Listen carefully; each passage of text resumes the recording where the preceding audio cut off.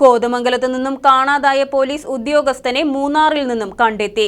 ഷാജി പോളിനെ കണ്ടെത്താൻ ചൊവ്വാഴ്ച മുതൽ അന്വേഷണം നടക്കുകയായിരുന്നു. കോതമംഗലം പോലീസ് സ്റ്റേഷനിലെ ഗ്രേഡ് SI ഷാജി പോളിനെ വ്യാഴാഴ്ച രാവിലെയാണ് മൂന്നാറിൽ നിന്നും കണ്ടെത്തിയത്.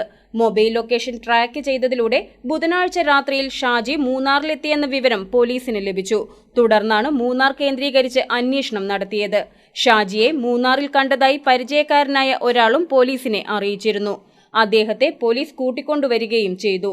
ചൊവ്വാഴ്ച രാവിലെ പൈങ്ങോട്ടൂർ വടക്കേ പുന്നമറ്റത്തെ വീട്ടിൽ നിന്നും ബൈക്കിൽ പുറപ്പെട്ട ഷാജിയെക്കുറിച്ച് പിന്നീട് വിവരമൊന്നും ഉണ്ടായിരുന്നില്ല.